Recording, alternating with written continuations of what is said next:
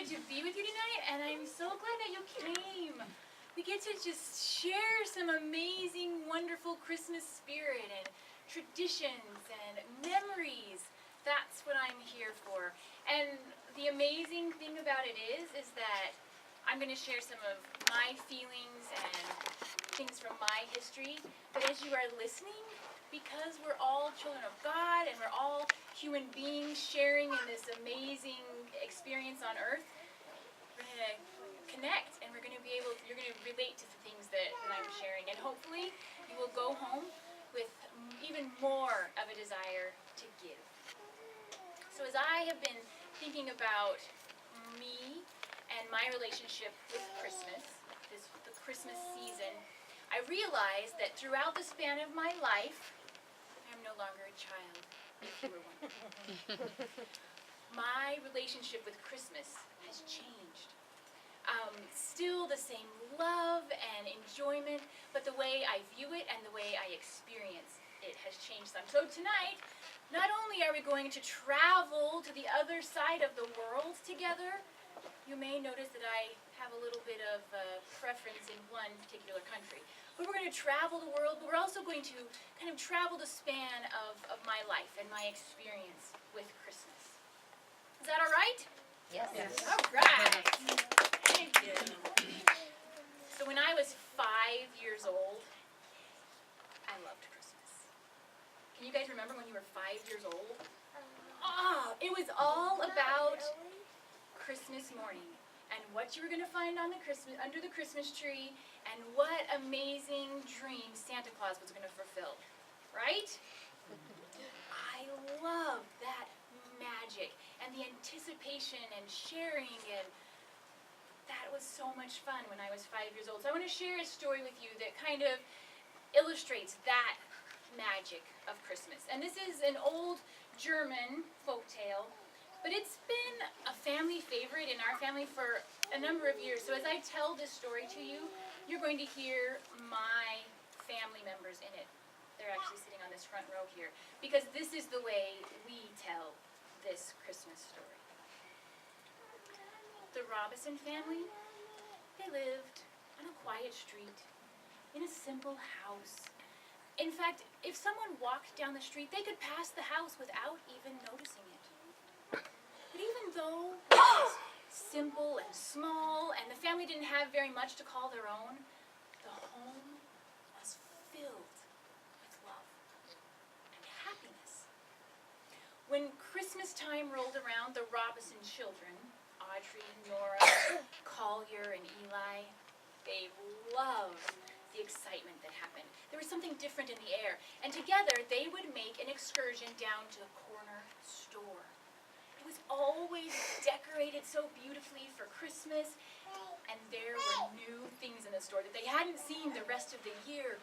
Toys and treats and trinkets and machinery and anything that your heart could imagine. Well, when they went to the store on this particular Christmas season, Nora asked her 5-year-old brother Collier, "Collier, look around. If you could have anything in the store, what would you want?" So Collier, he did. He looked around.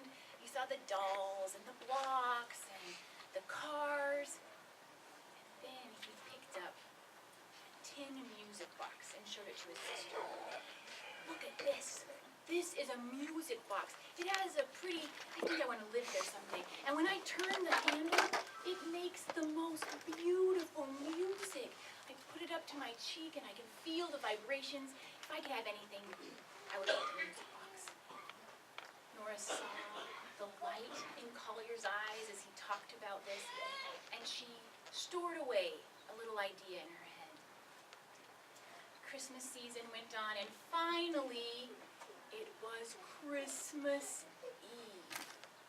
The children each in turn hung their stocking in front of the fireplace, even though Mother had explained, "Now you know, children, we don't have very much this year. Please don't get your expectations too high. You don't even know if Santa's going to be able to visit." That didn't stop them. They hung their stockings with anticipation. And before it was time for them to settle in, Nora remembered the idea she had stowed away. She went to her room, she found her penny bank, shook it, hoping there was something inside. One penny fell into her hand. Oh, she hoped it was enough. She ran down the store, down the street to the corner store. She ran inside and she asked the storekeeper, "What can I buy for my brother for 1 penny? I really want the music box." The storekeeper smiled at her. "That's a really wonderful wish, my dear. Penny won't get you a music box, but let me show you some fine treats and sweets that we have over here." He took her to the bins with the shiny candy, chocolates and sweets, peppermints. They were wrapped in the most beautiful foil paper. She picked up a red one that was twisted, and as she looked in it, she could almost see her reflection, and she knew that it wasn't the music box, but that it would bring a smile to her brother's face. So she took the candy, exchanging the coin with the storekeeper, and went home. She placed that candy in her brother's stocking when no one was around. And then it was time for the younger children to go to bed. Not long after that, Audrey arrived home from playing with her friends. She was tired and worn out. She took off her coat.